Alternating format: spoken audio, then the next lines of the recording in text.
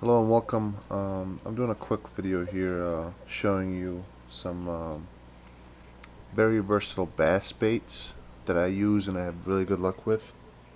I live in Northwest Indiana, so around here this is what works for me. Um, you have your creature baits, you have your worms, you have your flukes, and then you have your crankbaits and the top water. Each one also has their time, water condition, and place. When it comes to top water fishing, my favorite is frog fishing, just because it's weedless, very weedless, and you can pretty much throw this thing anywhere. Open surface, padded water with lily pads, or just grass on top.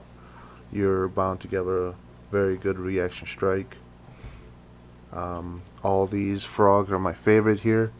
I use them pretty much all summer and spring long. Um, this one right here is probably the one I catch the most on, the black one with the golden fleck legs. As you can see, it's missing the eyes. It caught a lot of fish.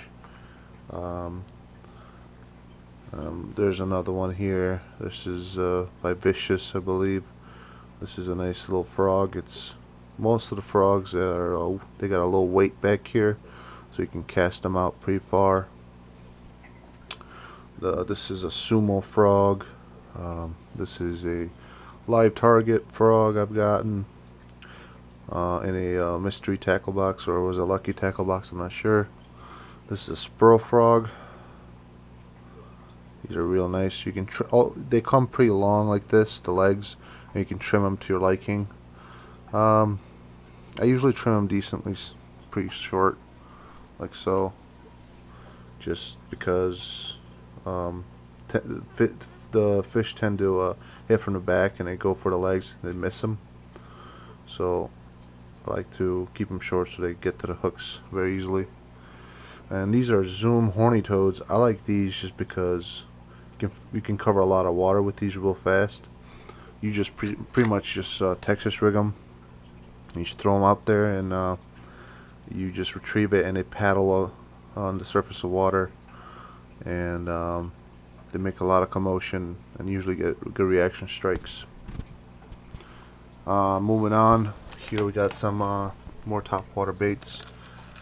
We got various poppers, sizes, shapes, colors, and very sharp sticky hooks. Some of them are Bass Pro Shop brands, some are hidden, like this hula popper and such like that. And then these are Zara Spooks. I got a couple different colors, they're on sale, so I got them. But those are pretty much all the top water stuff that I use. Now, when it comes to rigging these frogs, I usually fish very weedy areas, and a lot of also lily pads.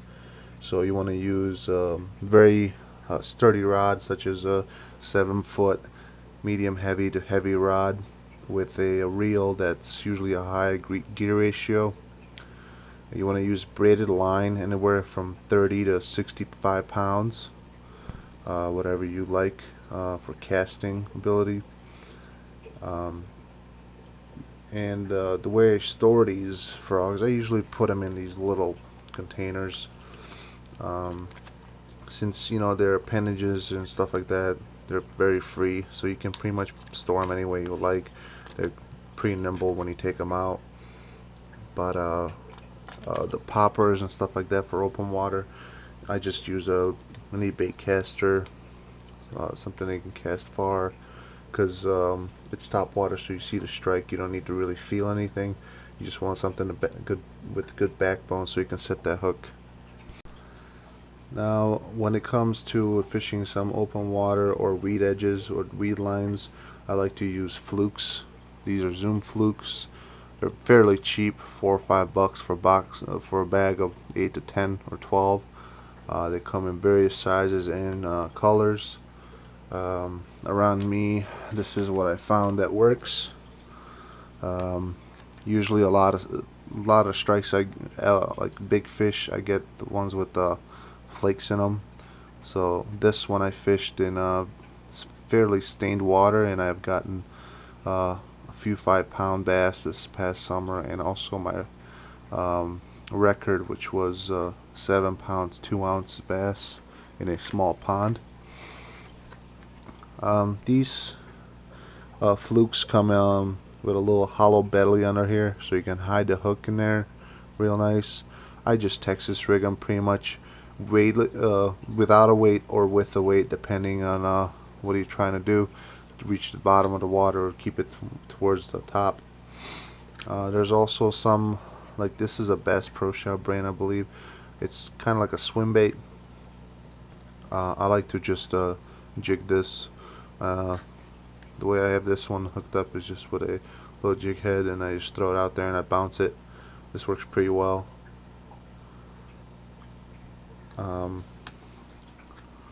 These have a very life action. I love these baits just for that reason. This is usually like more of a finesse bait. We all know that bass love worms like any other fish, and worms are very effective, especially during the summer months when the water's temperature is high. You want to be finesse, and you throw a worm out there, and you can rig it multiple different ways. Texas rig, wacky rig, and I'll show you. I even have a new one here. I've been dying to test out. It's Ned rig. It's like super finesse. I found out basically that what you can do is take your cheaper Senko type baits, not Gary Yamamoto, because those are a ripoff. Any type of Senko pretty much, and you just cut them in half, and you stick them on a jig head like this, and they work just as good. These I just kind of throw in here. You want to put a dab of super glue there, depending on how big of a weighted jig head you want to use. Just put a dab of super glue there to keep it from sliding up and down, and these puppies work. From what I've seen on some people's videos, they work very well. So this past summer I went fishing in my kayak, and I brought my 2 boxes of the crankbaits that I had, and unfortunately some jackass drove by with his boat and made a big wake and tipped me over, and my box fell in the lake, and I lost 2 boxes of crankbaits. So I've been slowly acquiring some, and I'm also a subscriber of Lucky Tackle Box and Mystery Tackle Box, so I've been getting quite a few baits from them. But from here, the way I have them just organized is in a just a plastic Plano box. I have some more smaller ones here. These are mostly bomber lures, square bills and such things like that. For bass, if you want to cover some distance and you want to just rip through the water, I like using lipless crankbaits with rattles in there. They work pretty well. Usually the ones that are very shiny like this, shad imitators, work pretty well. Or depending where you fish and when you fish, usually late summer, early fall, these crawfish imitation baits work pretty well. This is a real nice one. I haven't had a chance to use it yet, but looks really good. When you want to slow down your fishing, once fishing slows down pretty much in cold weather, you want to use jerk baits. I have a few here. This is a new one I just got recently. You basically want to fish this really slow. Just twitch it a couple times, reel, twitch it, reel. That's usually for cold water. That works pretty well. You can use these in the summer too. I'm not saying you can't. Very effective baits. The only thing I have against using crankbaits is the damn treble hooks. Maybe I'm just not being careful enough, but I've had two of them removed surgically from my fingers so far, and I'm not really looking into going to the hospital for the third time. But once they get into a fish, they usually hold on pretty well, just because those hooks are very sharp and they stick in there pretty good. Personally, most of the soft plastics that I get, I like to keep them in their original bag. This does a couple of things. Usually, most of the companies, they use a fish attractant. It's a type of a liquid or a spray they put in there with the baits to make it more appealing and for fish to hold on a little more when they do bite down. So when you do get your soft baits, and they're usually nicely packed in these bags, I would not take them out and put them in a plastic container such as those. I just keep them in their original bags. It keeps their shape a little better, and like I said, the scent, especially these are my favorite right here. Power bait, Berkley power baits. They're scented and they just work a lot better when they're in their bag. The most luck I've ever had on worms is using this power bait, Tequila Sunrise. It works very well. I've caught quite a few big fish on these, and I usually keep at least one bag of these around. Senkos, same thing. They're just a lot easier to take care of when they're in a bag like that.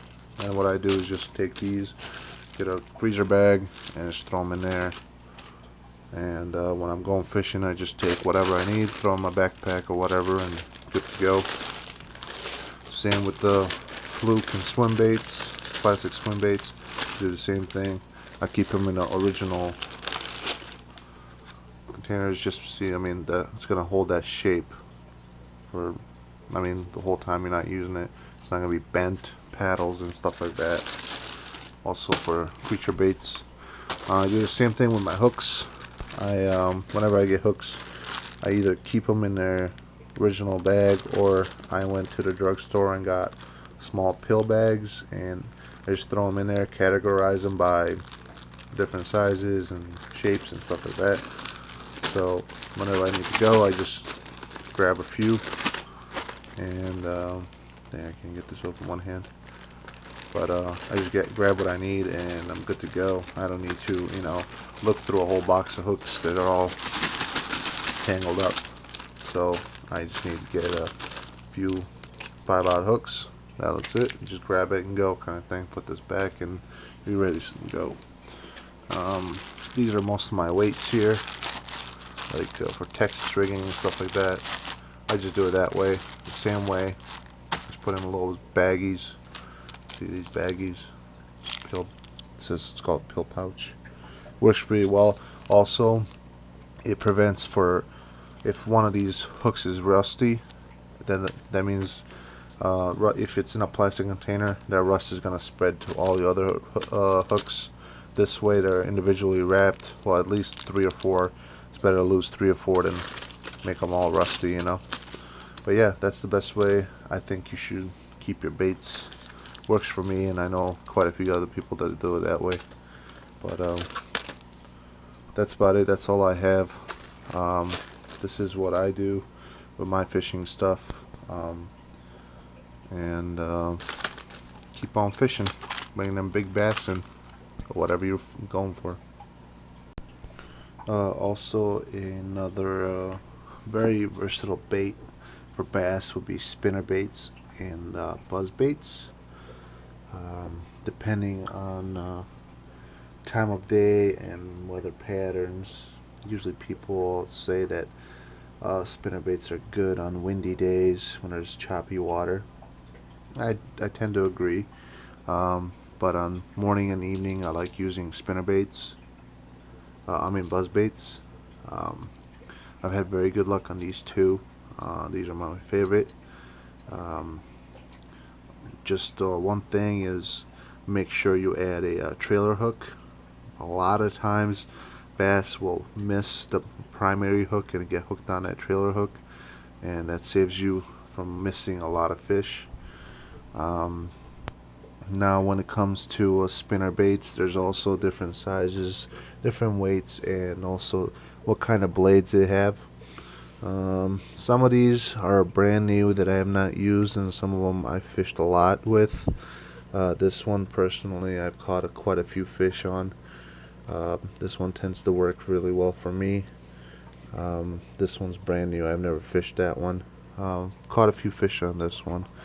But this year I'm hoping to utilize these little mini umbrella rigs. It's basically like two little minnows with flashers on them. I've gotten this in one of the mystery tackle boxes. I'm very curious to find out if it works pretty well. Right now everything's frozen around me. I don't do really any ice fishing because I don't even have time or the equipment for it, so I just can't wait for spring right now. But that is it for spinner baits. For storage, I use these plain old spinnerbait boxes. They work pretty well. Keep everything organized in there and nice and dry. During this video, probably you heard a background noise of trickling water. That was just my fish tank here in my room. I got a 55-gallon fish tank with African cichlids. I mean, I love fish, so I love fishing, and I might as well enjoy something in the off season, you know. Get to raise some nice little companions here, and it's also fun to watch them. It's just very relaxing. I hope you enjoyed this video. I plan on putting out a lot more fishing videos in the springtime. I want to start taking my kayak out. I'm very excited because I got a bunch of fishing gear for Christmas. I got a fish finder and some new rod and reels, and just very excited to start fishing again. But yeah, leave any questions you have below in the comments, or any suggestions or tips. I'm happy to take tips. It's always good to know more. But yeah, I'll definitely keep more videos coming. Alright, you guys have a good one.